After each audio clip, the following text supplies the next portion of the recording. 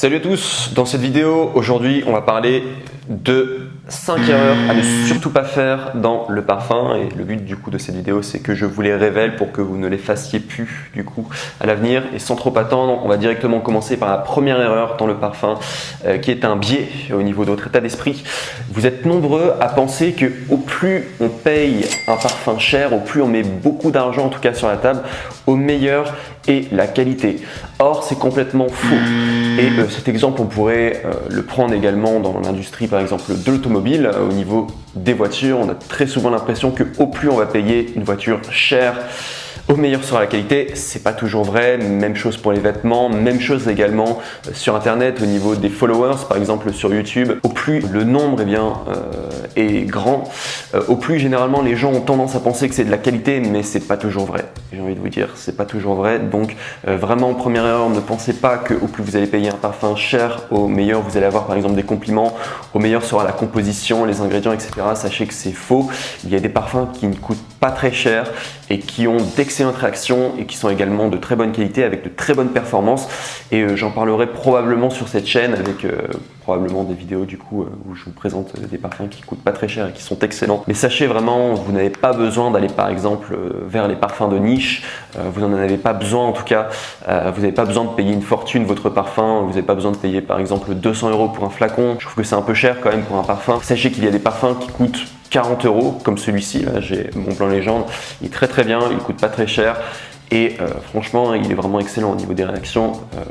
Pour du coup tester différents parfums, je peux vous dire qu'il y a des parfums vraiment qui coûtent pas très cher et qui sont vraiment excellents. Voilà, vraiment première erreur, ne pensez pas qu'au plus vous allez payer cher, au meilleur sera la qualité, c'est faux. Et vous avez des très bons parfums en tout cas qui sont pas si chers que cela. Et même aussi si vous recherchez des parfums qui sont plutôt rares, parce que je sais qu'il y en a pas mal quand même qui regardent cette chaîne, qui veulent en tout cas avoir des parfums que personne ne porte.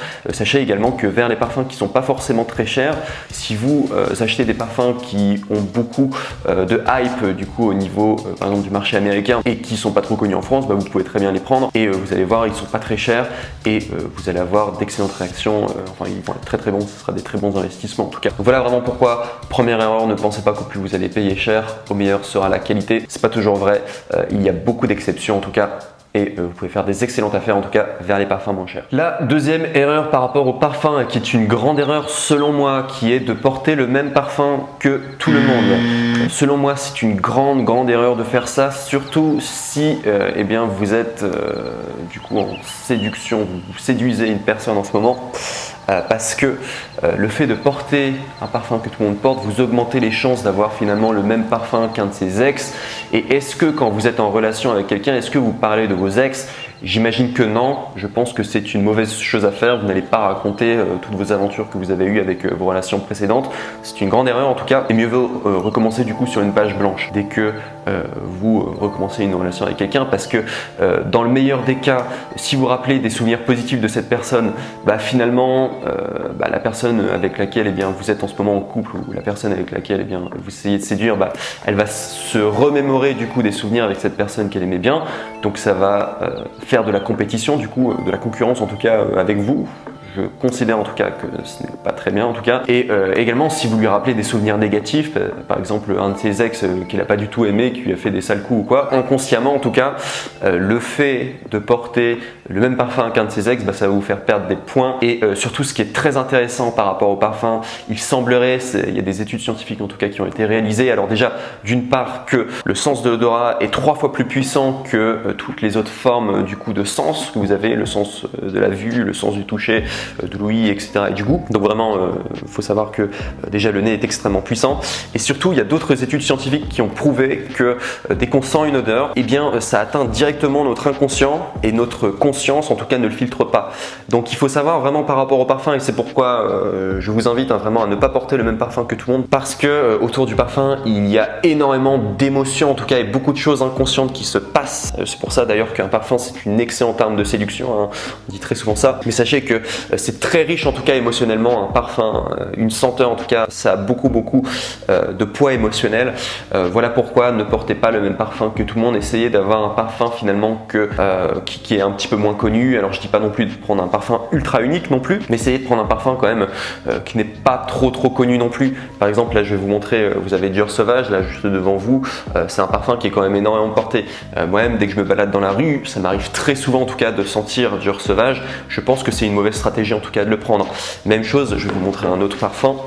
Là, par exemple, celui-ci, 1 Million de Paco Rabanne, vous le connaissez forcément. Celui-là aussi, il est énormément porté. Il y a beaucoup de mecs qui le portent dans la rue, en tout cas, surtout avant, mais même aujourd'hui, les gens n'ont pas oublié, en tout cas, son ADN. Vous n'allez pas, en tout cas, faire cet effet waouh, et surtout, enfin, vous n'allez pas avoir cet effet nouveau, et surtout, vous allez avoir énormément, d'identité des autres personnes autour de vous qui ont déjà porté, 1 Million. Vous n'allez pas avoir votre propre identité. Vous ne recommencez pas, en tout cas, sur une page blanche avec 1 Million. Je vous montre également Versace Eros, celui-là aussi il est quand même beaucoup porté. Je considère, alors moins que 1 Million, il a quand même également peut-être cet effet un peu nouveau, c'est possible en tout cas avec Versace Eros, mais c'est toujours un parfum selon moi en tout cas qui est quand même beaucoup porté. Bref, en tout cas vous m'aurez compris, il y a énormément de parfums qui sont beaucoup portés. Il y a également Bleu Chanel, ça je vous l'ai pas montré. Bleu Chanel un peu moins connu quand même que Dior Sauvage, mais c'est quand même des parfums très connus. Et si vous voulez en tout cas être vraiment une personne qui porte un parfum auquel les gens autour de vous n'ont jamais en tout cas senti, je vous déconseille en tout cas tout simplement de vous tourner vers des parfums qui sont extrêmement connus. Éventuellement partez, parce que j'ai fait une liste là récemment sur les 100 meilleurs parfums pour hommes. J'ai également fait la liste pour les 100 meilleurs parfums pour femmes.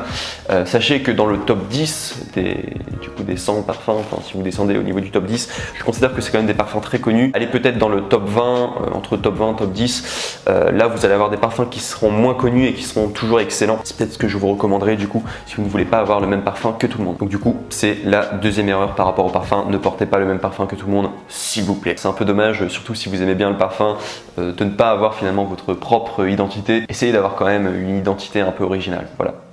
Ce que je vous recommande. Troisième grande erreur par rapport au parfum, c'est de tout simplement ne pas connaître son parfum.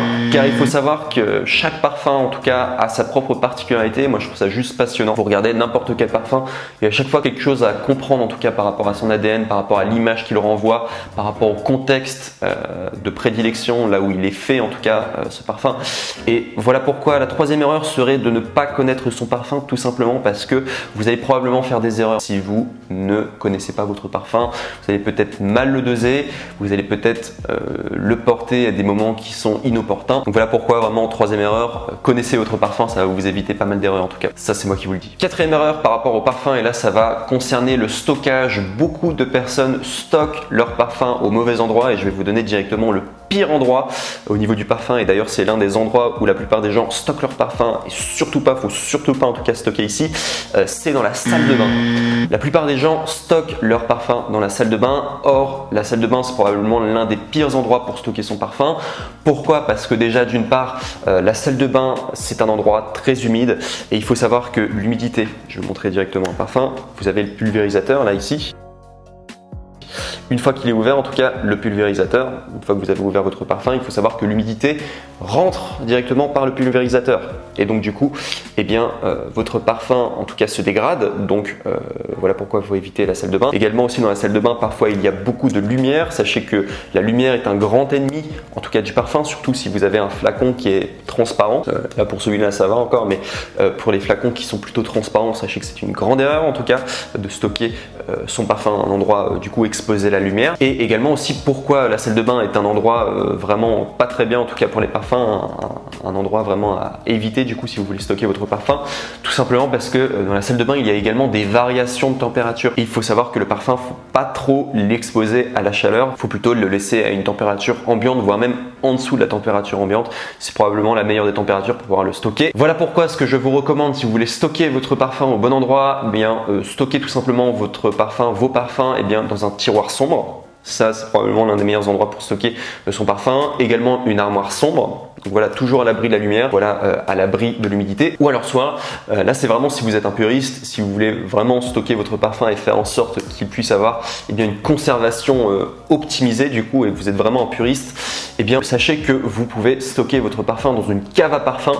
De la même manière qu'on va stocker un bon vin dans une cave à vin, eh bien on va stocker des bons parfums, des parfums vintage, des parfums auxquels on a envie de conserver leur ADN, eh bien on va les stocker dans une cave à parfum, donc du coup avec une température, donc de la même manière que les caves à vin. Et sachez que ça c'est vraiment la meilleure manière en tout cas de stocker vos parfums. Mais j'imagine si vous regardez cette vidéo, vous avez de fortes chances en tout cas d'être juste une personne normale qui peut-être collectionne quelques parfums mais qui n'en fait pas tout un business, et également qui n'en fait pas toute une énorme collection. Voilà, voilà pourquoi j'imagine que pour vous, eh bien, le meilleur endroit pour stocker votre parfum, ce sera de stocker du coup vos parfums eh bien, dans un tiroir sombre ou alors soit dans une armoire sombre. Tout simplement. Et enfin, la 5e erreur par rapport au parfum. Alors là, c'est pas une très grande erreur, mais je vois beaucoup de personnes la faire en tout cas, et je sais qu'en parler, eh bien, ça évitera du coup à ces personnes de la faire, parce que c'est pas très bien, c'est pas non plus dramatique, mais c'est pas très bien non plus de le faire. C'est tout simplement la plupart des gens, dès qu'ils testent des parfums en particulier, et je pense que c'est beaucoup par imitation que vous faites ça, c'est que vous appliquez